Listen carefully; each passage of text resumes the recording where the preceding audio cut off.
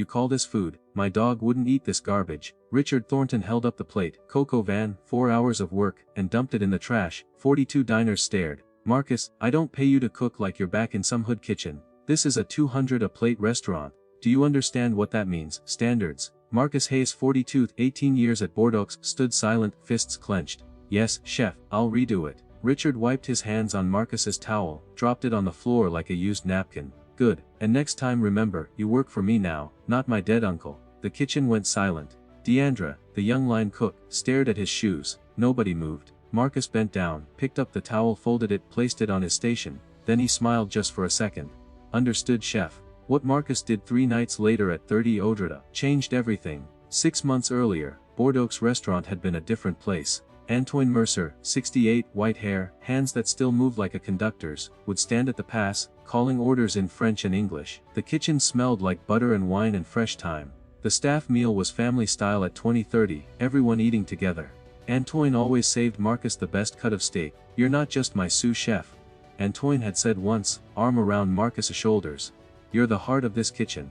When I'm gone, this place is yours, you've earned it. Then Antoine had a heart attack in the walk-in cooler on a Tuesday morning, dead before the ambulance arrived. The funeral was on a Friday.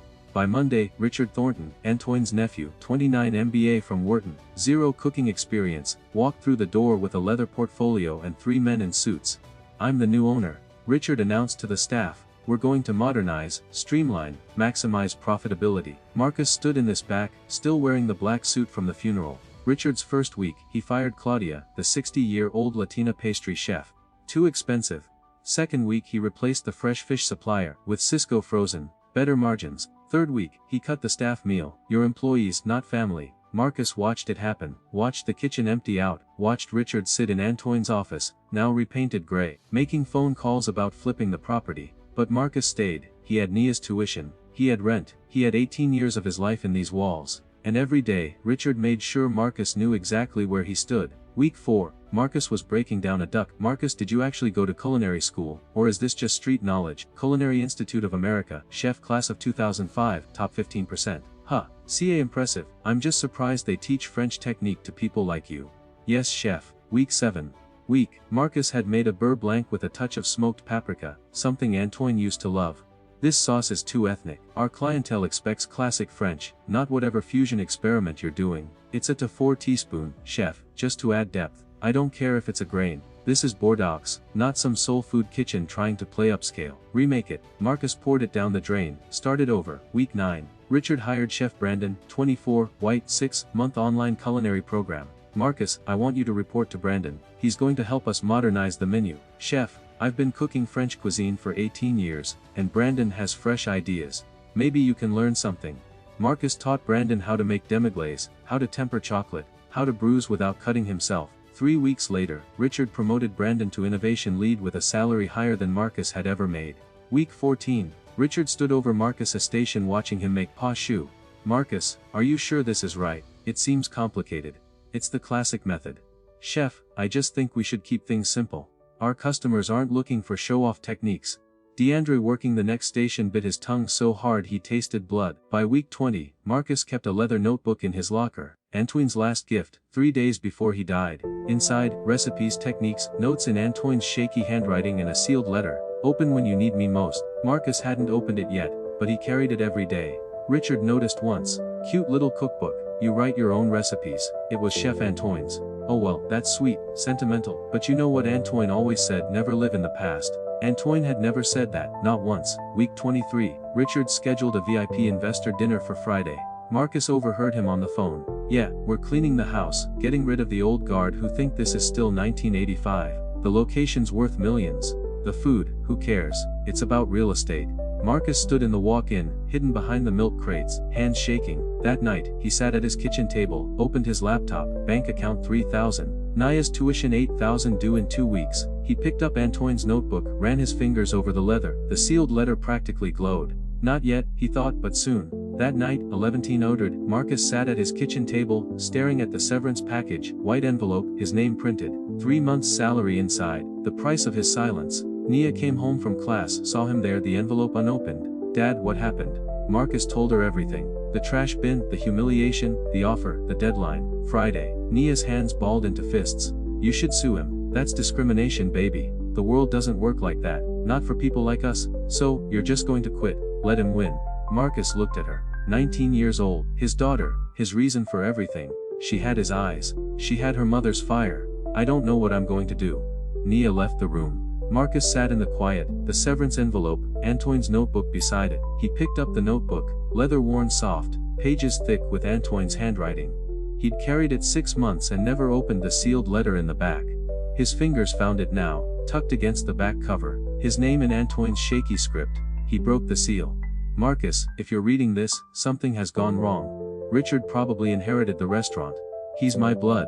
But he doesn't understand what we built. In the walk-in behind the milk crates, there's a locked box. Code 0324, your daughter's birthday. Inside are my master recipes. The dishes I was saving for when the world was ready. Cook them. Not for Richard, not for critics, for yourself.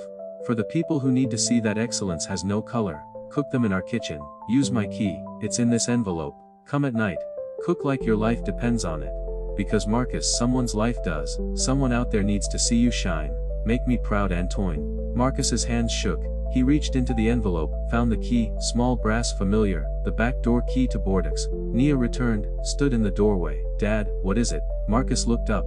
For the first time in 6 months, something shifted in his eyes. I'm going to cook. 1:00 in the morning. Marcus couldn't sleep. He sat at his laptop in the dark, the key next to his coffee mug.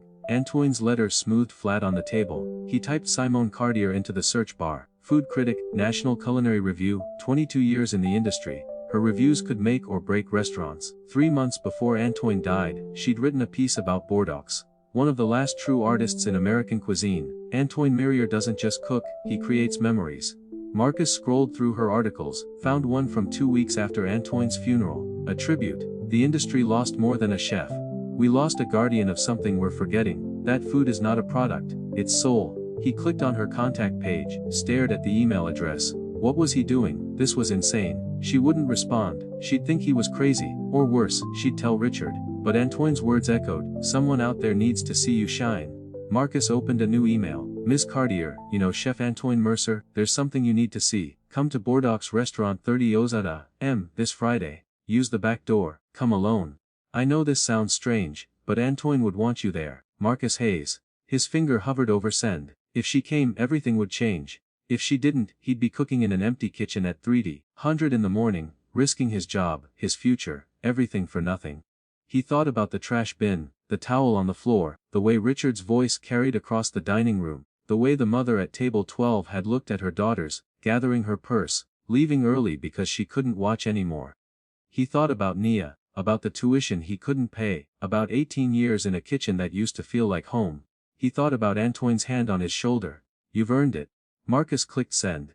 The email disappeared into the void. No turning back now. He picked up the key, turned it over in his palm. Friday was 3 days away. He needed a plan. Needed to see what was in that locked box. Needed to know if Antoine's recipes were real or just a dying man's fantasy. Tomorrow night, 20 a.m. He'd go to the restaurant, see what Antoine left him, and then he'd decide if this was courage or suicide. Wednesday, 20:45 in the morning. Marcus sat in his car in the alley behind Bordeaux, engine off, lights dark. The street was silent. No cars, no people, just distant traffic and a siren blocks away.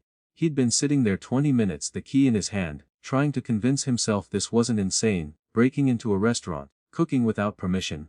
If Richard found out, Marcus would be arrested. His daughter would visit him in lockup instead of going to college. But Antoine's letter sat folded in his pocket and the locked box was waiting. Marcus got out of the car. The back door opened silently. Antoine had oiled these hinges himself. Marcus stepped inside and locked the door behind him. The kitchen was dark except for emergency exit signs casting red shadows. He stood there letting his eyes adjust, breathing in stainless steel and fryer oil and the ghost of 1,000 services. He flipped the switches for the line lights. Soft white glow just enough to work. The walk-in door opened with a pneumatic hiss. Cold air spilled out. Fog rolling across the floor behind the milk crates just like Antoine said. He moved them aside. Found the box. Metal shoe box sized combination lock. 0324 Nia's birthday. The lock clicked open. Inside a leather folder, thick and worn. Marcus lifted it out, hands trembling. Recipes, 12 of them, handwritten in Antoine's careful script, each titled and dated. Not menu recipes. Something else, personal secret. Roots buebs with West African spice blend. Migration duck confit with sweet potato puree and bourbon bacon jam. Inheritance. Braised short rib with collarded green reduction. Truth pan-seared scallops with cauliflower puree. Hope chocolate sphere with passion fruit and cardamom. And next to each recipe, notes in the margins. For your grandmother. For the people who say we don't belong. For everyone who was told they weren't enough. Marcus's vision blurred. He wiped his eyes at the bottom of the folder. These are yours now. Cook them when the moment is right. This is the moment. He carried the folder to the prep station. Opened to the first recipe, roots, the bouillabaisse, traditional Provençal fish stew, but Antoine had added berberet spice blend, grains of paradise, smoked paprika, West African flavors meeting French technique, the ingredient list, frozen shrimp, the small ones Richard called trash, cod scraps, pieces usually thrown away mussels, the bag Richard said were too small for fine dining, everything Richard had rejected. Marcus smiled. He pulled out his phone, set it on a shelf angled toward the station hit record. If he was doing this, he needed proof. 255 he started cooking. The shrimp first, tiny but fresh, frozen, decent quality. He peeled them, deaned them. The cod scraps he checked for bones. The mussels he rinsed, discarded any that didn't close. In a wide pot he built the base. Olive oil, fennel, onion, garlic. The smell filled the kitchen, rich and sweet. He let them sweat, not color. Added tomato paste, let it caramelize, poured in white wine, reduced by half. Then the spices, saffron traditional, then the berbar, grains of paradise, smoked paprika, just enough to add depth, warmth, something unexpected. The broth simmered. Marcus tasted it, adjusted. Salt, more acid, lemon juice, perfect. He added the seafood. Shrimp curled pink, cod turned opaque and flaky. Mussels opened, releasing brine. 5 minutes. He plated it in a wide bowl. Arranged the seafood carefully, ladled the broth over top, garnished with micro cilantro from the walk-in. Then he stepped back. Beautiful. Not just good, beautiful. The kind of dish that told a story. Marcus took photos from every angle, then sat down, picked up a spoon, tasted. The flavors hid in waves, sweet brine of mussels, tender shrimp, flaky cod, and underneath the warmth of Burberry, complexity of grains of paradise, gentle smoke. His grandmother's kitchen in South Carolina, Sunday dinners, collarded greens and cornbread, and Antoine's kitchen. The precision, the technique, the respect, 2 worlds meeting in one bowl. Marcus closed his eyes, touched the folder, whispered, "Thank you." He cleaned everything, washed the pot, bowl, spoon, put ingredients back exactly where he'd found them, wiped down every surface. By 50:30, the sun was rising. Marcus turned off the lights, locked the door, walked to his car. He drove home in silence, the folder on the passenger seat, photos on his phone, the taste still on his tongue. Thursday 30 m. Marcus returned. Course 2 migration the duck confit. Richard had rejected the duck legs last week. Too fatty. Americans don't want dark meat. So they sat in the wok, in waiting to be thrown away. Marcus pulled them out, trimmed them, scored the skin, packed them in salt and herbs, let them cure while he worked on other components. Sweet potatoes, the ones with bruises, the ones Richard said looked cheap. Marcus peeled them, roasted them, pureed them with butter and cream until they were silk. Bourbon, bacon, jam, bacon ends from the wok-in, onions, brown sugar, bourbon. He cooked it low and slow until it was dark and thick and sweet. The duck legs submerged in their own fat, cooking at barely a simmer. 2 hours the meat fell off the bone. He plated it. Duck confit skin crisped in a hot pan resting on sweet potato puree. A spoonful of bourbon jam, micro greens. He photographed it, tasted it again. That moment, that recognition. This wasn't just food. This was alchemy. Taking what was rejected and making it transcendent. Richard's words echoed. Too fatty, too ethnic, not good enough. Marcus looked at the plate. Michelin worthy. As he cleaned, he heard a sound outside. A car. Headlights swept across the kitchen window. Marcus froze. Heart hammered. He killed the lights, ducked behind the prep station. The car slowed, stopped. Marcus held his breath. Then the car drove on. Just someone turning around, but Marcus's hands shook as he finished cleaning. Too close. One more night. Friday, the full menu. Then Simone would come or she wouldn't. He left at 50:45. The city still dark and drove home with photos on his phone and certainty in his chest, that he was either building something beautiful or destroying himself completely. Friday 20 hosers in the morning. Marcus arrived at Bordeaux early. Tonight was everything. Simone was coming at 3 if she came. He had the full menu planned. 5 courses, each one telling a story. Each one proved that excellence didn't need expensive ingredients or permission. Just skill, just the truth. He unlocked the back door, stepped inside, and frozen. The lights were already on, not the line lights, the main overheads, bright white fluorescent, flooding the entire kitchen. And standing at the prep station, examining the walk-in inventory on his phone, was Richard Thornton. For 5 seconds, neither of them moved. Complete silence except for the hum of the refrigerators. Richard looked up, saw Marcus in the doorway, wearing his chef's coat, carrying his knife roll. "What the are you doing in my kitchen?" Marcus's heart slammed against his ribs, his mouth went dry, every instinct screamed, but he didn't. "Cooking," he said quietly. Richard walked toward him slowly like a predator circling. "Cooking at 2:00 in the morning in a restaurant you don't own using a key you shouldn't have. Chef Antoine gave me that key. Antoine is dead." Richard's voice was cold, flat, "and everything he owned is mine now. Including this building, including that key, including you." He pulled out his phone. "I should call the police right now. Breaking and entering, theft. You'd be in jail by sunrise." Marcus stood his ground. "I haven't stolen anything." "No." Richard walked to the prep station, saw the leather folder. Antoine's recipes. He picked it up, flipped through it. "What's this?" "Antoine's personal recipes. He left them to me." "Left them to you?" Richard laughed, sharp and bitter. "My uncle left you recipes. How touching. Did he leave you the restaurant too? Did he leave you anything that's actually worth something?" He dropped the folder on the counter, looked at Marcus with something between pity and contempt. "Let me tell you what's going to happen. You're fired. Effective immediately. And if you fight it, if you make any noise, I will press charges for trespassing and theft. Do you understand?" Marcus said nothing. Richard pulled out his phone again. "I'm also calling a locksmith right now, changing every lock in this building, and if you come near Bordeaux again, I'm getting a restraining order." He started dialing. Marcus watched him.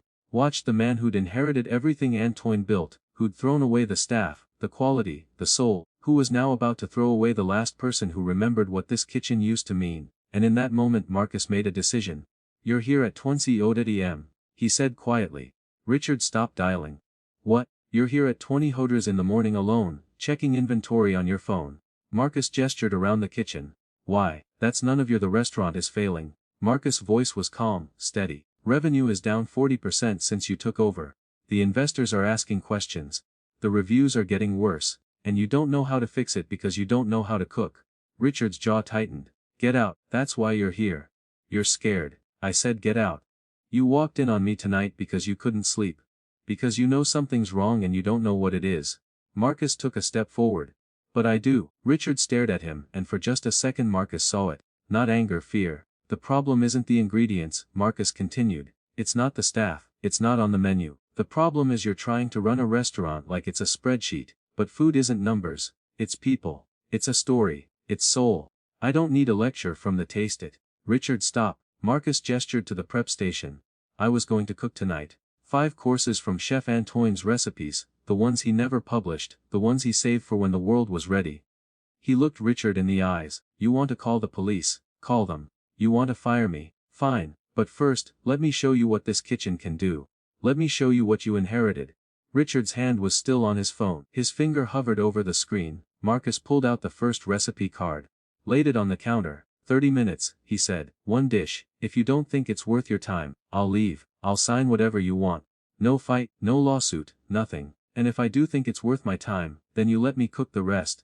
All 5 courses, and you taste every one." Richard looked at the recipe card, looked at Marcus, looked at his phone. The silence stretched. Then Richard put his phone in his pocket. 30 minutes, he said. 1 dish, then you're gone. Marcus nodded, turned to the walk-in, started pulling ingredients, and began to cook. Marcus moved through the kitchen like water. Every motion practiced, precise, no wasted energy. Richard sat on a stool at the end of the prep station, arms crossed, face unreadable. Marcus didn't look at him, just cooked the shrimp first. The small ones Richard had called trash, peeled, deveined, set aside. The cod scraps pieces are usually thrown away. Marcus checked them for bones with his fingers. "Touch, don't guess. The muscles too small," Richard had said. Marcus rinsed them, discarded the ones that didn't close. The rest went into a clean bowl. He could feel Richard's eyes on him, watching, judging. In the wide pot, olive oil, fennel, onion, garlic. The smell filled the kitchen, rich and sweet. Marcus let them sweat without color. The foundation, tomato paste. He let it caramelize, darkening, concentrating.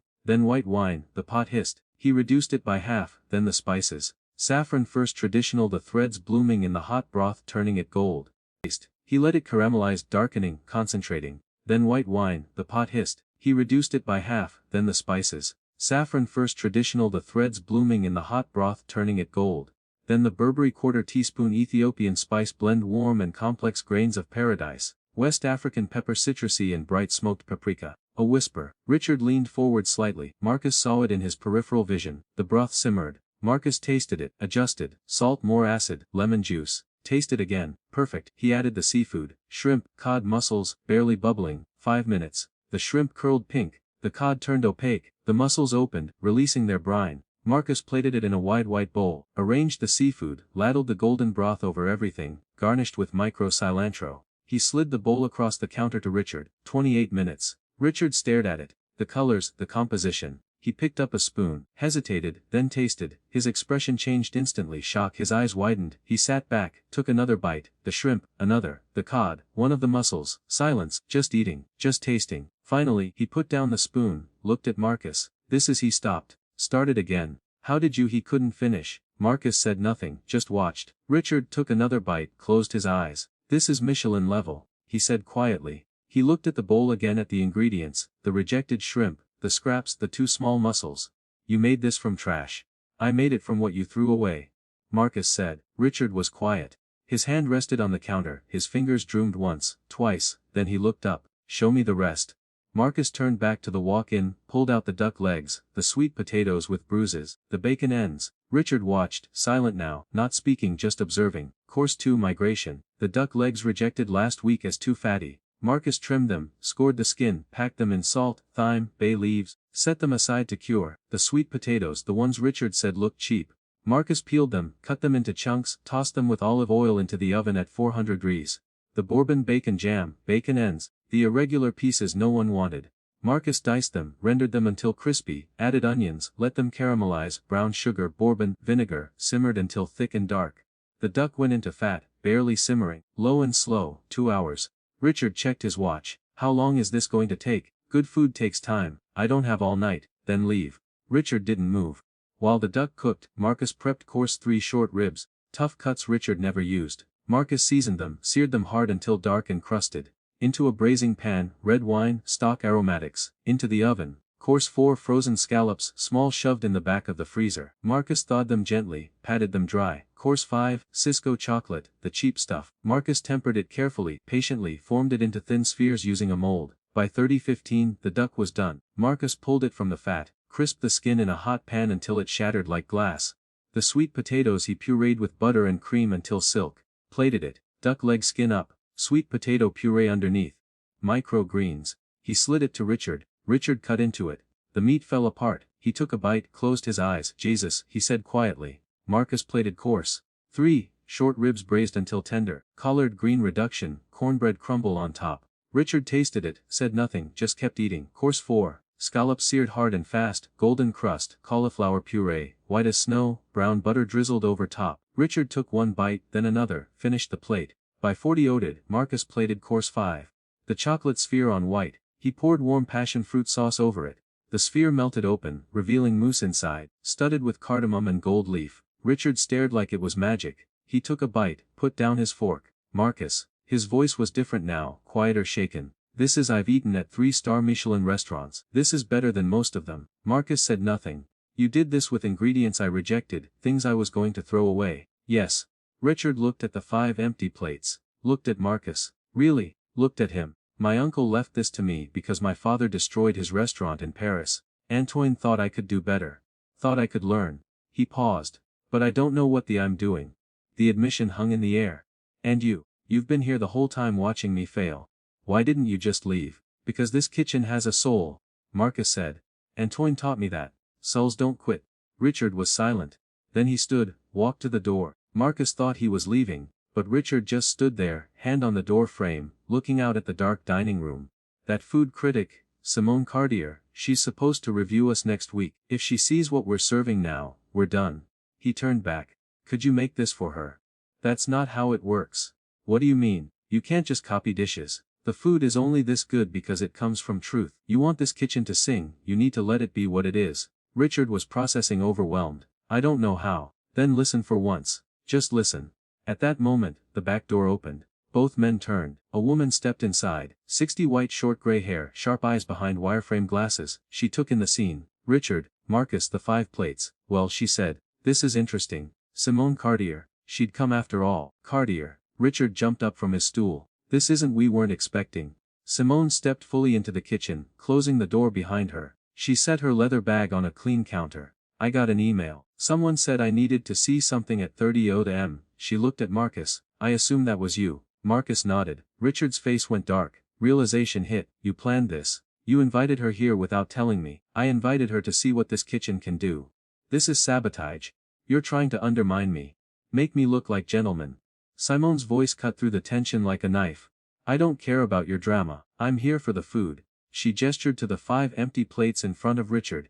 May I? Richard looked trapped, his jaw clenched, but he stepped aside. Simone walked to the prep station, examined the plates, picked one up, tilted it to catch the light, ran her finger along the rim where sauce had been, brought it to her nose, inhaled. Who created these dishes? The recipes are Chef Antoine's, Marcus said. I executed them. And the ingredients? Standard inventory. Nothing special. Simone looked at Richard. You're the owner. Yes, and you knew your sous chef could cook like this. Richard hesitated. We're still developing the menu. Simone's expression said she saw right through him. She turned to Marcus. Chef Antoine told me before he died that you were the soul of this kitchen. I didn't understand what he meant. She paused. Now I do. She pulled out her phone, started taking photos of the plates. Notes appeared on her screen, her thumbs moving fast. Richard watched, his face getting paler. Miss Cartier, I think there's been a misunderstanding. This was just an experimental. How long have you been cooking these recipes? Simone asked Marcus, ignoring Richard completely. 3 nights practicing at 30 in the morning. Yes, why? Marcus looked at Richard, then back at Simone. Because during the day, I'm not allowed to. The words landed like a bomb. Simone stopped typing, looked at Richard. Is that true? Richard opened his mouth, closed it. No words came. Simone put her phone away. I've been a critic for 22 years. Paris, Tokyo, New York, everywhere that matters. What I saw in those plates, what I'm seeing in this kitchen right now. She shook her head. This is a story people need to hear. She picked up her bag, walked to the door, stopped. Marcus, I'll be in touch soon. Then she was gone. The kitchen went silent. Just the hum of refrigerators, the tick of cooling metal. Richard turned on Marcus slowly. The vulnerability from 15 minutes ago was gone, replaced by something cold and hard. You humiliated me in front of her. I showed her the truth. The truth is you went behind my back, used my kitchen without permission, wasted my inventory, your rejected inventory. I don't care. Richard's voice rose. You broke in, you conspired, you made me look like a fool. His hand went to his phone. Here's what's going to happen. You're fired, effective immediately, and if you fight it, I will press charges for theft and trespassing. Marcus stayed calm. Antoine gave me that key. Antoine is dead. I'm alive. This is my restaurant, and you're done. Richard was already dialing. I'm calling a locksmith right now, changing every lock, and if you come near this building again, I'm getting a restraining order. Marcus took off his chef's coat, folded it carefully, the way Antoine taught him. 4 folds, crisp corners. He placed it on the counter, picked up Antoine's notebook. That stays here, Richard said. That's restaurant property. This was a gift. It has my name inside. The 2 men stared at each other. Marcus walked to the door, stopped, turned back. You tasted it, he said quietly. You know what this kitchen can be. You know what you're throwing away. Richard said nothing. But you're more afraid of being wrong than being great, and that's why you'll lose everything. Marcus walked out into the early morning. The sun was just starting to rise, painting the sky purple and orange. He got in his car, sat there for a moment, the notebook on his lap. His phone buzzed, text message, unknown number. Marcus, this is Simone Cartier, we need to talk. Can you meet me? 11 a.m. Corner coffee shop on 5th. Come alone. Marcus stared at the message. Then he started his car and drove home. When he walked into his apartment, Nia was awake, sitting at the kitchen table with her laptop. Dad, you're up early. Or, did you not sleep? Marcus set the notebook down, sat across from her. I need to tell you something. He told her everything. The letter, the recipes, the 3 nights of cooking, Richard catching him, the 5 courses, Simone arriving, getting fired. Nia's eyes went wide. He fired you after you cooked all that. Yes, but that's not fair. That's not baby. Marcus reached across the table, took her hand. Life isn't fair, but that doesn't mean we stop fighting. His phone buzzed again. Another message. This time a different number. Mr. Hayes, this is Catherine Morris, attorney for the estate of Antoine Mercier. I've been trying to reach you for some time. There's a matter regarding Chef Mercier's will that requires your immediate attention. Please call me. Marcus showed Nia the message. What does that mean? She asked. I don't know, but something in his chest, something that had been tight for 6 months, loosened just a little. Maybe Antoine had left him more than recipes. Maybe the fight wasn't over yet. The coffee shop on 5th was small, old wood tables, the smell of espresso and burnt sugar. Marcus arrived at Henry 50 10 minutes early, ordered black coffee, sat by the window. At 11 exactly, Simone Cartier walked in. She ordered tea, sat across from him. "Thank you for coming," she said. "Thank you for last night." Simone opened her laptop. "I've been writing since I left your kitchen. 4 hours straight. I haven't been able to stop thinking about what I tasted." She turned the screen toward him. The headline, "The 30-outed M chef, how Bordeaux's fired sous chef cooked a Michelin-worthy meal from scraps." Marcus read. His chest tightened. The article detailed everything. Antoine's death, Richard's takeover, the declining quality, the fired staff, and then the discovery. A sous chef cooking in secret at 30 in the morning using rejected ingredients, creating dishes that rivaled the best restaurants in the country. "I'm publishing this Sunday," Simone said. "Tomorrow it'll be in the National Culinary Review online and print.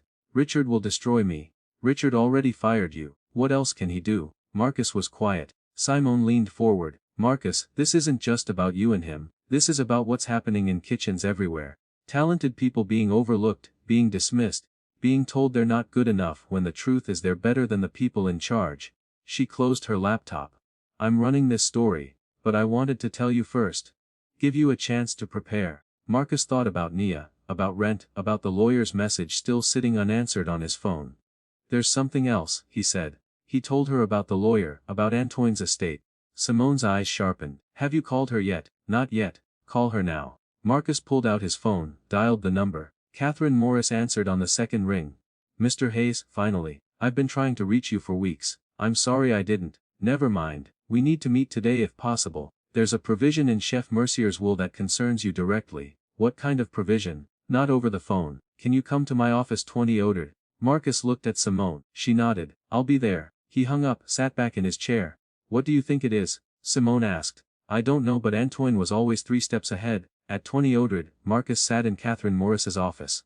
Leather chairs, law books lining the walls, the smell of paper and old coffee. Catherine was 50-ish, black sharp suit, sharper eyes. She pulled out a thick file. "Mr. Hayes, Chef Mercier's will has a secondary provision, section 7.3. Are you familiar with it?" "No." Catherine opened the file. "Read from the document. If Bordeaux's restaurant undergoes significant decline in quality, reputation or operational standards within 12 months of new ownership, Marcus Hayes shall have the option to purchase the property at the appraised value from the date of Antoine Mercier's death." Marcus stared at her.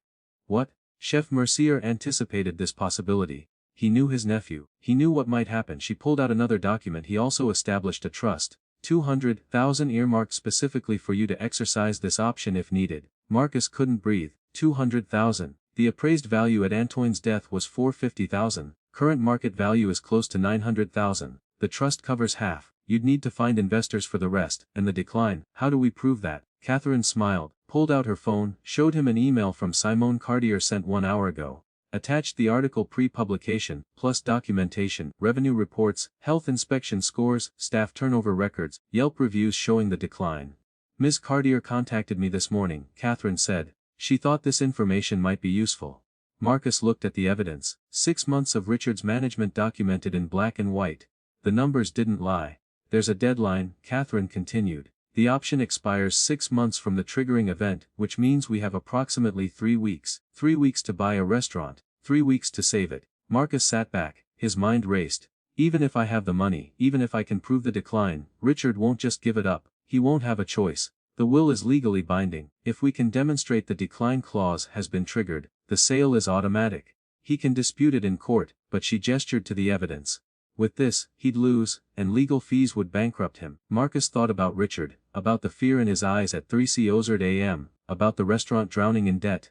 "He's already failing," Marcus said quietly. "Yes, which means he might take the deal rather than fight it." Catherine pulled out a contract. "This is a letter of intent. If you sign it, we notify Richard officially, give him 7 days to respond. Either he accepts the sale or we go to court." She slid the paper across the desk. Marcus stared at it. "His name is typed at the bottom at the blank line waiting for his signature." Antoine's voice echoed in his head. "This place is yours. You've earned it." "If I do this," Marcus said slowly, "if I actually buy Bordeaux, I'll need staff. I'll need suppliers. You'll need allies," Catherine finished. "People who believe in what that restaurant used to be." Marcus thought about Deandra, about Claudia, the pastry chef Richard fired, about Maria and James and all the others who'd been pushed out. About the kitchen that used to have a soul. He picked up the pen, signed his name. Catherine witnessed it, stamped it. "I'll file this today. Richard will be notified by Monday morning." Marcus stood, shook her hand. One more thing, Catherine said. Sunday when that article drops, your phone is going to explode. Job offers, interview requests, everything. Are you ready for that? Marcus thought about it then smiled. I've been ready for 18 years. Sunday morning, 60 ODM Simon's article went live. By 6:15, Marcus' phone started ringing. By 6:30, it wouldn't stop. Text messages, emails, voicemails, notifications flooding in so fast, his phone froze. Naya came into his room, eyes wide. Dad, you're trending on Twitter. She showed him her screen. Mere 30 ODM, Chef Fay justice for Marcus. Thousands of tweets climbing by the minute. The article had exploded. Food blogs picked it up. Local news, local, then national news. By 9Z ODA, Marcus had interview requests from Good Morning America, The Today Show, NPR, job offers from New York, San Francisco, Chicago. A James Beard winner texted, name your price. The call that mattered came at 20 ODA. Richard Thornton. Marcus almost didn't answer. Let it ring 3 times, then picked up. You destroyed me. Richard's voice was raw. My investors are pulling out. My reputation is ruined. People are calling me racist, calling for boycotts. Marcus said nothing. I'll sue you. I'll sue her. You'll what? Prove everything in that article is true. Silence. What do you want? Richard's voice cracked. Money. I'll pay you to retract. I don't want your money. Then what? Check your email. My lawyer sent you something. Marcus heard typing, then silence. Long silence. You're trying to take the restaurant. I'm exercising an option your uncle left me. Is this legal? You can actually do this. Yes. More silence. Richard breathing fast and shallow. My uncle me from the grave. No. Marcus said quietly. He protected what he built, and he knew you'd need protection from yourself. So, you're just going to take everything. You can fight it. Spend a year in court, spend money you don't have, or sell to me, take the money, and walk away. And if I fight, you'll lose, and you know it. Richard went quiet. I need time to think. You have 7 days. Marcus hung up. 3 days later, Richard's lawyer called Catherine Morris. They wanted to negotiate. By Friday they had a deal. Richard would sell. Marcus would pay the appraised value from Antoine's death, $450,000. The trust covered $200. For the rest, Marcus called the staff Richard had fired. Claudia the pastry chef, James the line cook, Maria the sous, 8 people total. He offered them each a small ownership stake in exchange for investment and sweat equity. We built this together, he told them. The way it should have been. Every single one said yes. The signing happened on a Tuesday. Richard's lawyer's office. Papers spread across the conference table. Marcus signed. Richard signed. Neither man looked at the other. As Richard gathered his things, he stopped at the door. For what it's worth, that food was incredible. Marcus looked at him. I know. Do you think if I hadn't been such and if I'd actually listened, we could have worked together? Marcus considered this carefully. Maybe, but you would have had to see me as a chef first, not a black chef, just a chef. Richard nodded slowly, understanding something he'd spent years unpacking. Then he left. Marcus sat alone, the deed to Bordeaux in his hands, his name on the papers. He called Nia. Baby, come downtown. There's something I want to show you. An hour later, Marcus and Nia stood in front of Bordeaux. The old sign is still up. The windows are dark. Marcus unlocked the front door. They stepped inside. The dining room was exactly as he remembered. The tables, the chairs, the open kitchen in the back. Dad, Nia said softly, you did it. Marcus walked to the kitchen, ran his hand along the counter, the same counter where Antoine had taught him everything. On the wall, a photo, Antoine at the stove, younger, smiling. Next to him, young Marcus, 24, in his first chef's coat. Nia came beside him. What are you going to name it? Marcus had been thinking about this for days. Bordeaux.